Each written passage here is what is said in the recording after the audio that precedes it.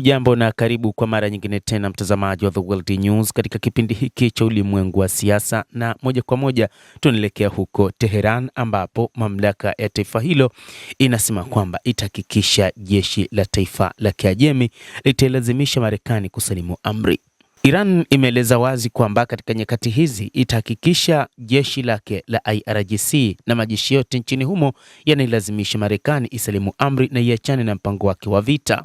Hii ni kauli iliyotolewa na mshauri mkuu wa kiongozi mkuu wa serikali ya mapinduzi ya Kiislamu ya Iran, Ayatollah Mujtaba Khamenei, ambaye amesema kwamba mkono wa chuma wa vikosi vya jeshi la taifa hilo ambalo ni thabiti la Kiajemi la Iran vitailazimisha Marekani kurudi nyuma na kusalimu amri.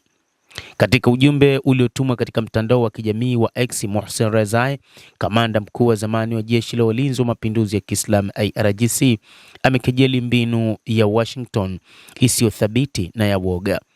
Rezai ameandika kwamba rais wa Marekani Donald Trump huweka tarehe ya mwisho ya shambulio la kijeshi na kisha kulifuta mwenyewe kwa matarajio yasiyokuwa na maana ya kulazimisha taifa na maafisa wa Iran kujisalimisha. Hicho ndicho ambacho anataka rais wa Marekani Donald Trump, lakini vikosi vyetu vitahakikisha rais huyo wa Marekani Donald Trump anasalimu amri. Rais wa Marekani Donald Trump anachotaka kuona ni mamlaka za wa Iran kusema kwamba sasa wao wameshasalimu amri kutokana na vitisho vyake, lakini uimara wa jeshi la Iran na mamlaka za nchi hiyo, lakini pia na hata wananchi, kumemfanya rais huyo kukata tamaa mara kwa mara na hatimaye kusitisha vita vyake vya kichokozi.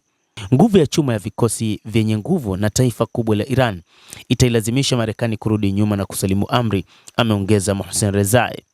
Matamshi ya Rezai yametolewa baada ya Trump kutangaza Jumatatu kwamba ameahirisha shambulizi kubwa la kijeshi dhidi ya Jamhuri ya Kiislamu ya Iran ambalo amedai lilikuwa limepangwa kufanyika Jumanne.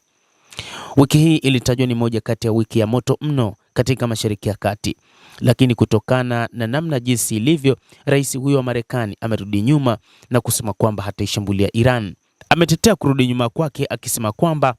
Tamim bin Hamad Al Thani, Amir wa Qatar, lakini pia Mohammed bin Salman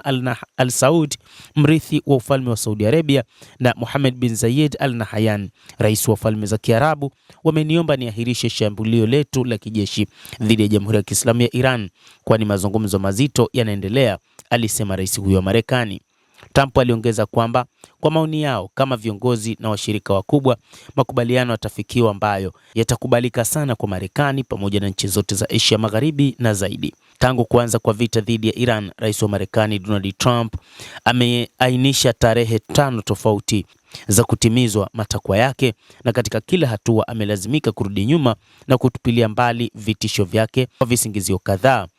saa chache kabla ya tarehe ya mwisho baada ya Iran kumpuuza maneno yake. Mtazamaji wa The World News, hao ndio wa Iran wanasema kwamba katika nyakati hizi zinazokuja ni wazi Marekani italazimika kusalimu amri kutokana na namna ambavyo jeshi la Iran limejipanga, lakini pia mamlaka katika taifa hilo zilivyojipanga na hata namna wananchi ambavyo wamejipanga kwa ajili ya mapambano dhidi ya Marekani.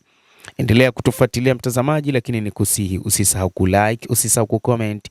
kadhalika usisahau kusubscribe channel yetu hii ili upate habari hizi kwa mapana kupitia The World News. Mimi ni Adam Hussein, endelea kuwa nasi wakati wote, endelea kutufuatilia upate habari hizi kwa mapana kupitia The World News.